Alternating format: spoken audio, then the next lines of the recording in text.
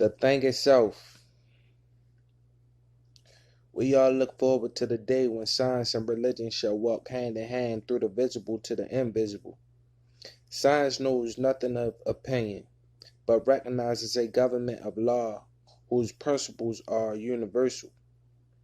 Yet, any scientist who refuses to accept intangible values has no adequate basis for the values which he has already discovered.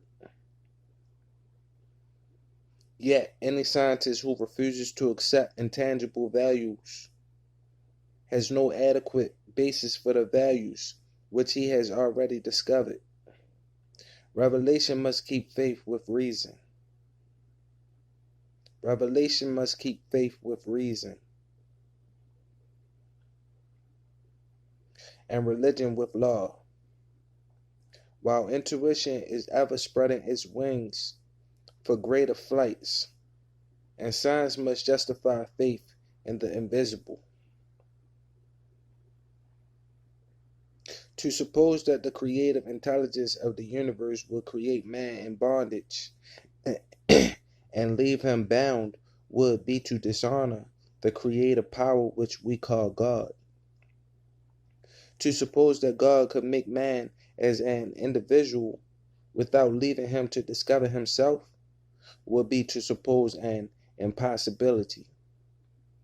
Individuality must be spontaneous. It can never be automatic. The seed of freedom must be planted in the innermost being of man. But, like the prodigal son, man must make the great discovery for himself.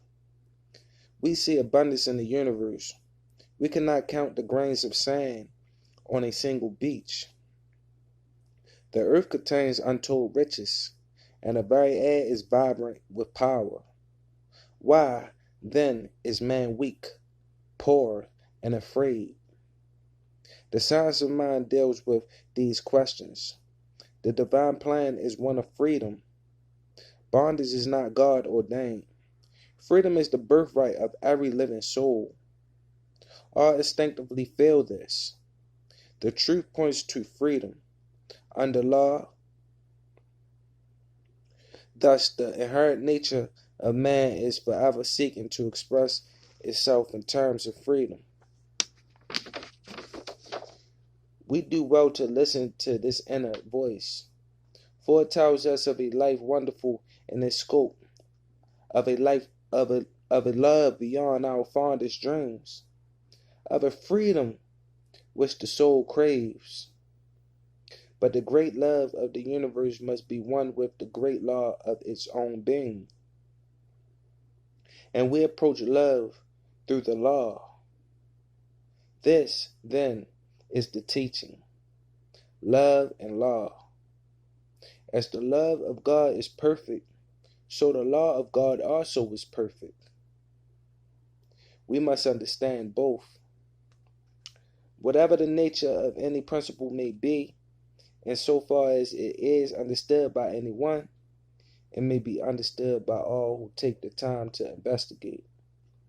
This does not require an unusual degree of intelligence, but rather a practical application of what we now know in order that we may increase our knowledge. The study of the science of mind is a study of first cause, spirit, mind, or that invisible essence, that ultimate stuff and intelligence from which everything comes, the power back of creation, the thing itself. We accept this thing and believe in it. What we desire is to know more about it and how to use it. From proof alone, we know we are dealing with a definite principle. If one, through the conscious use of his knowledge, can produce a certain result, he must know with what he is dealing. It may seem as though, in dealing with metaphysics, we are dealing with something that is too abstract. But what is tangible other than results? Principles are forever hidden from our eyes. We accept the deductions of science insofar as they are proved. and we recognize that they are built upon immutable but invisible principles.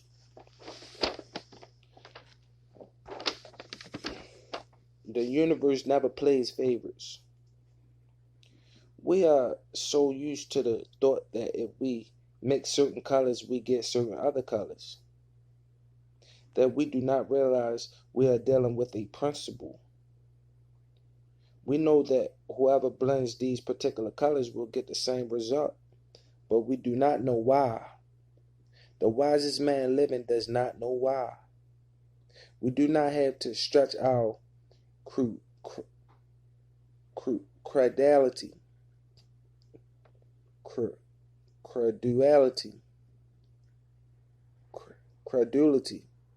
stretch our credulity anymore in metaphysics. We think of metaphysics perhaps as something that only the most profound thinkers have known about. But we should remember that we also are thinkers. The profound thought of all ages has stood in awe of life itself, realizing that here is a power and potentiality, the highest possibilities of which the human intellect cannot fathom. Universal principles are never respecters of persons. The universe has no favorites. Therefore it is written, and let him that is athirst come, and whosoever will, let him take the water of life freely. Revelations 22:17. Nothing supernatural about the study of life. Let us then approach the science of mind, the science of spiritual psychology, with awe, but not with fear, with truly a humble thought, but not with a sense that we are unworthy.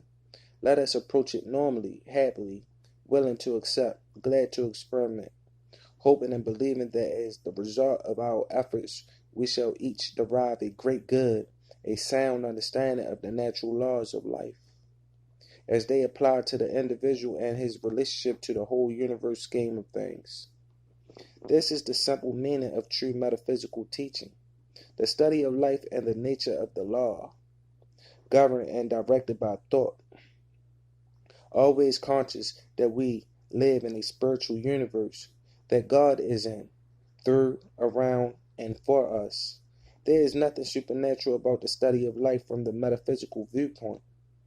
That which today seems to us supernatural, after it is thoroughly understood, will be found spontaneously natural. We all know that many have been healed of physical disease through prayer. Let us analyze this. Why are some healed through prayer while others are not? Can we believe that there is a God who picks out some man and says, I will honor your prayer, but I do not think so much of Mr. So-and-so? It is superstitious to believe that God will answer the prayer of one above another. Jesus said that God maketh his sun to rise on the evil and on the good, and sendeth rain on the just and on the unjust. Matthew 5:45.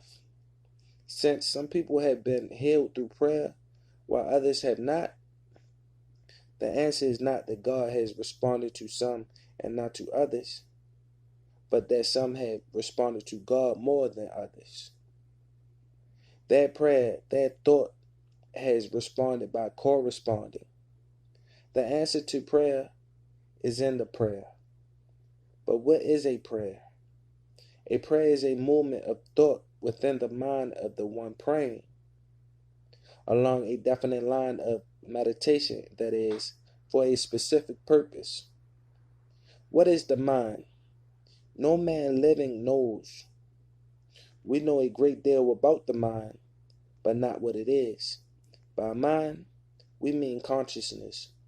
We are now using it. We cannot locate mind in the body. For while the body is a necessary vehicle for consciousness while we are here, it is not consciousness. We cannot isolate mind. All we know about it is not what it is, but what it does. And the greatest philosopher who ever lived knows no more than this, except that he may tell us more of how it works.